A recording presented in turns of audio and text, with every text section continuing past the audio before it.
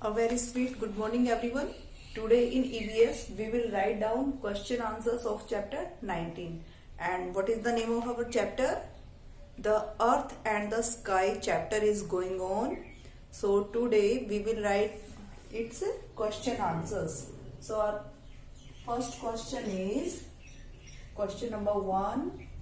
What is the earth made of? अर्थ किससे बनी है?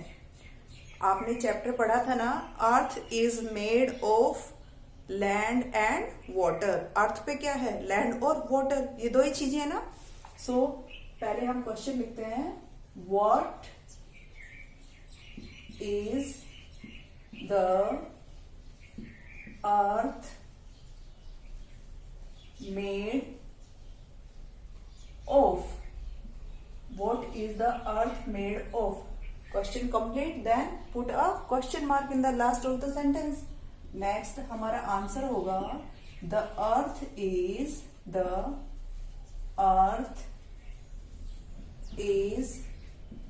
made of land and water. अर्थ पर क्या है? सिर्फ लैंड और वाटर है, लैंड एंड वाटर। ओके, ये हो गया हमारा question number first. Then make a partition line. Next question है हमारा question 2। Second is name some landforms on the earth. Earth पर जो लैंडफॉर्म्स हैं उनके नेम लिखने हैं। लैंडफॉर्म्स क्या होती है कि अर्थ पर लैंड किस किस फॉर्म में है।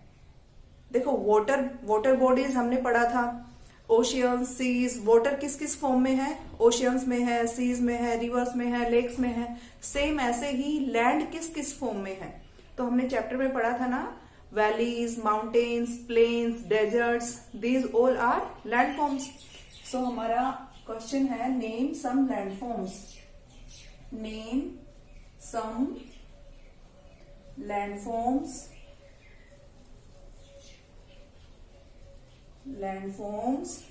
On the earth. अर्थ पर जो लैंडफॉर्म्स हैं उनके हमें नेम लिखने हैं। So number 1 we will write plains. Number 1 plains. Number 2 hills, HILLS, hills जो पहाड़ियां होती है। प्लेन मतलब जो बिल्कुल फ्लैट एरियाज होते हैं ना।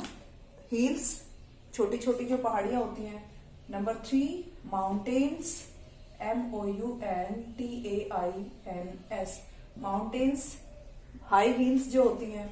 And number 4 valley, VALLEY, valley इधर दिखाई नहीं दे रहा, तो वैली मैं यहां से रब करके नेक्स्ट लाइन में लिख रही हूं।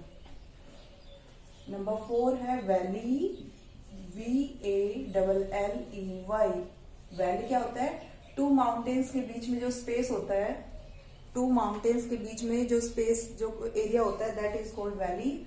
और लास्ट था हमारा डेजर्ट। डेजर्ट क्या होता है? Hot and dry place. Okay, तो ये हो गए हमारे नेम ऑफ लैंडफॉर्म्स। अब नेक्स्ट क्वेश्चन है हमारा question number 3। What is atmosphere? What is atmosphere? Atmosphere क्या होता है? एटमॉस्फेयर क्या होता है? एटमॉस्फेयर क्या है? वातावरण, है ना। वातावरण, द लेयर ऑफ एयर। हमारे अर्थ के चारों तरफ जो एयर की लेयर है, एयर की जो कोटिंग है, परत जिसको बोलते हैं, हमारे अर्थ के चारों तरफ जो एयर है, that is called atmosphere. Okay, तो इसका आंसर लिखेंगे, the layer LAYER, layer of air. Air की जो लेयर मतलब परत, जो कोटिंग होती है, चारों तरफ जो घेरा बना हुआ है एयर का, the layer of earth around, the layer of air around the earth is called atmosphere,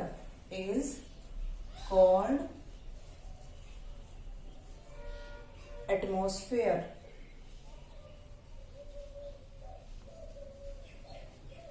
तो ये हो गए हमारे 3 क्वेश्चंस। एक बार मैं दोबारा इनको रिपीट कर देती हूँ। Then I have no space ना, सो मैं इनको रब करके दोबारा लिखूंगी। सो क्वेश्चन 1 है हमारा, what is the earth made of. Made मतलब बनना, अर्थ किस किस चीज से बनी है। तो अर्थ पर क्या चीजें हैं, the earth is made of land and water. Land मतलब धरती, धरती और पानी, धरती जमीन और पानी 2 चीजों से बनने है ना earth. So the earth is made of land and water. Second question है हमारा, name some landforms on the earth. Earth पर पाए जाने वाले कुछ लैंडफॉर्म्स के नेम लिखने हमें। तो लैंडफॉर्म्स कौन कौन सी हैं। लैंडफॉर्म्स देखो नाम से पता चले, लैंडफॉर्म्स की लैंड जो है, जमीन जो है वो किस किस फॉर्म में है अर्थ पर। जो हमारी लैंड मीन्स क्या होता है, धरती जमीन। तो जो जमीन है वो अर्थ पर किस किस फॉर्म में है, किस रूप में है। तो कौन कौन से हैं, प्लेन्स जो फ्लैट एरियाज होते हैं, वेयर वी लिव ना, जहां हम रह रहे हैं, these areas are called flat areas, planes.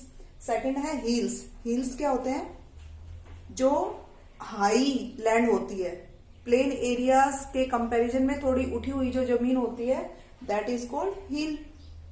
Next है माउंटेन्स, वेरी हाई हिल्स, जो बहुत ऊंची ऊंची हिल्स होती हैं और मोस्टली तो स्नो कवर्ड होती हैं वो, दे आर कॉल्ड माउंटेन्स। और नेक्स्ट है वैली। वैली क्या होती है, जो 2 माउंटेन्स के बीच में खाई, जिसको घाटी बोलते हैं, जो घाटी होती है, that is called valley. And valley is very beautiful area, बहुत सुंदर एरिया होता है। नेक्स्ट है डेजर्ट। डेजर्ट क्या होता है, मरुस्थल जिसको बोलते हैं, रेगिस्तान, जहां पर रेत ही रेत होती है। Very hot and dry place, it is very hot and dry place. आप देखो मैंने सारे लैंडफॉर्म्स को एक्सप्लेन भी कर दिया है। आई होप आपको समझ आ गया होगा कि लैंडफॉर्म्स क्या होते हैं। नेक्स्ट थर्ड क्वेश्चन है हमारा, व्हाट इज एटमॉस्फेयर। एटमॉस्फेयर क्या होता है, अर्थ पर हम जो रह रहे हैं, this is only possible due to atmosphere. Atmosphere की वजह से ही हम रह पा रहे हैं यहाँ। तो एटमॉस्फेयर क्या होता है, the layer of air around the earth. Earth जो है हमारी, उसके चारों तरफ जो एयर का घेरा है, जो एयर का गोला बना हुआ है उसके चारों तरफ जो कोटिंग की हुई है, दैट इज कॉल्ड एटमॉस्फेयर। तो इसका आंसर है the layer of air around the earth is called atmosphere. Okay, now next question है हमारा fourth. Question fourth is, what is the sky. What is the sky. Sky का हिंदी में meaning क्या होता है, आकाश। तो स्काई क्या होता है, When we look above, when we look up, जब हम ऊपर देखते हैं तो ऊपर क्या दिखता है हमें, a very big open place, एक बहुत खुला हुआ एरिया दिखाई देता है ना। जिधर भी देखते हैं चारों तरफ हमें बहुत बड़ा स्पेस दिखाई देता है। So that is called sky. तो इसका आंसर होगा the big open space, the big open, big मतलब बहुत बड़ा, ओपन में खुला, big open space about us, space about us, हमारे ऊपर। जब हम ऊपर देखते हैं नजरें उठा के, तो हमारे ऊपर जो बिग ओपन स्पेस है, बहुत खुला जो एरिया हमें दिखाई देता है, that is called the sky. उसको हम बोलेंगे sky, that is called the sky.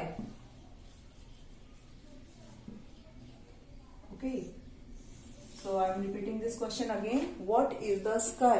हम जब ऊपर नजरें उठाकर देखते हैं तो हमारे ऊपर जो चारों तरफ बहुत बड़ा ओपन एरिया, ओपन स्पेस जो दिखाई देता है, that is called sky.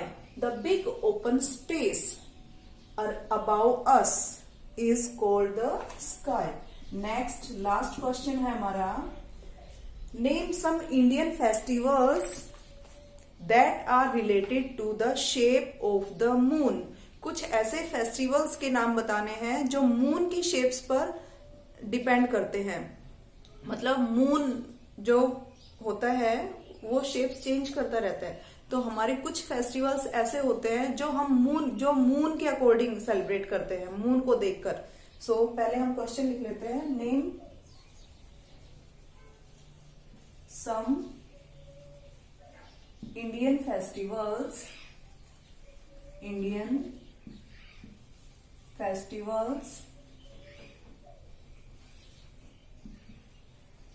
that are related to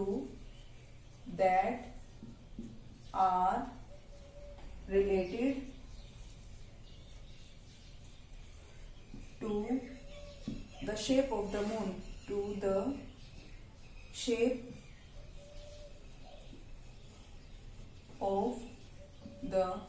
moon, जो मून की शेप से रिलेटेड होते हैं। ओके, तो कौन कौन से हैं? नंबर 1 है दिवाली। दिवाली कब सेलिब्रेट करते हैं? When no moon in the sky. Amavasya को, दिवाली अमावस्या को सेलिब्रेट होती है ना, तो अमावस्या को क्या होता है? नो मून वाली नाइट होती है। ओके, सेकंड है हमारा, सेकंड इज ईद। ईद जो मुस्लिम फेस्टिवल है वो भी मून को देखकर सेलिब्रेट करते हैं। ईद जो फेस्टिवल है, मुस्लिम फेस्टिवल है ये भी जो है मून की जो शेप है उसके अकॉर्डिंग ही उससे रिलेट करता है ये। नंबर 3 है रक्षाबंधन।